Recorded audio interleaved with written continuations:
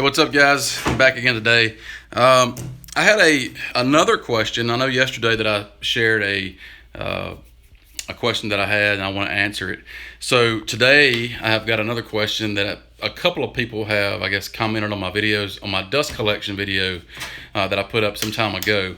When I went through, let me see if I can get some of this in the background without the light bothering it.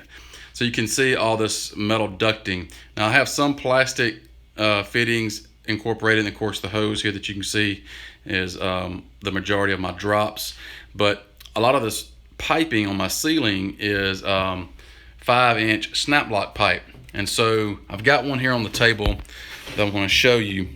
This is airflow 5-inch diameter, 5D, or this is 5 diameter 30 gauge. And the guy was asking me, was the 30 gauge holding up as far as not collapsing or anything. And so far I have not had any issues. This is a spare piece or a drop that I took out, but I've got these adjustable 45s that you can turn any way and then tape up the seams and then screw it to this pipe. And so this is the seam I've got taped, so it just snaps together, and then I just taped all the seams everywhere. So kind of give you an idea of what I did on the drops.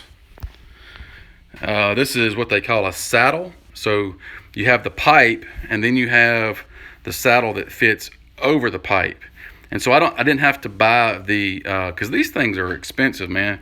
These are what they call Ys, W-Y-E, and so you have a drop, and then you have a section that goes between the two pipes that gives you a drop. Well, I didn't want to spend $20-something on a fitting, so what I did is I created, or I just went through and tried to find something, an alternative, and this is what I came up with. I was on a budget, and so this is what they call a saddle. This is a 5-inch pipe, and this is actually a 4-inch saddle, and I cut a hole in this pipe, put this saddle over it, and then just screwed it down, taped up all the seams everywhere, and that gave me my drop. And so that goes to my miter station, and that works out pretty good. And I've got the blast gate right there at the drop.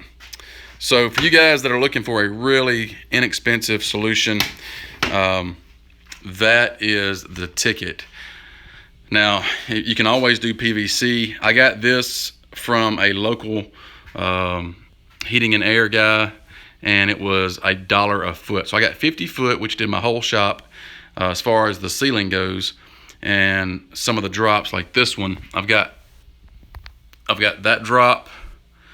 There's a branch, and then there's one down here that I've got future growth that I used to have the joiner sitting here, but I've got all of that pipe. I've got it starting here and going 3 different directions. I've got this one that comes over, and I could drop down to my table saw overarm dust collection, but I haven't done that yet. So I've got this. Let me see if it'll focus. There we go. And I've got the elbow there that goes down, like I just said.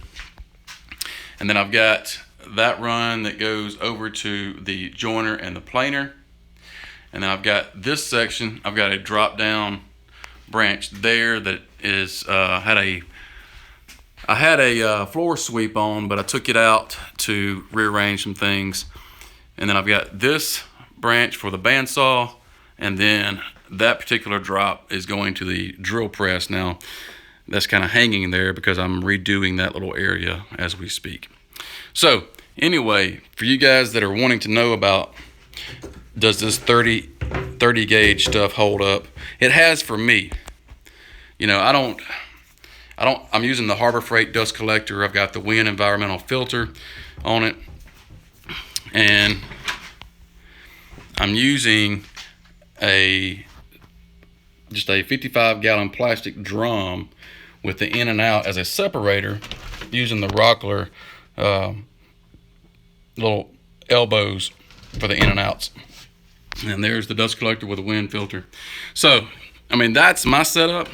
And you get a Harbor Freight unit with a wind filter, and then this piping.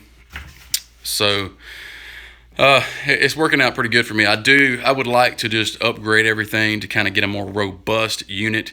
But somebody that's starting out, somebody on a budget, the setup that I went through was very affordable and easy to do. So go check out my dust collection video on my main channel and check it out there. And you can jump around with the annotations to the different tool to check out the different setups that I have. So anyway, hope that answers your question. If not, shoot me an email and let me know, or comment on that video. I get notifications. But I may try to use this as a ask me type setting here on these videos, and then also as I'm working on stuff. So we'll see how that goes. If you have any questions about my shop, leave a comment down in this video, and I'll be sure to check them and read them all. But I'll try to do a video answering questions as well. So anyway, all right guys, see you later.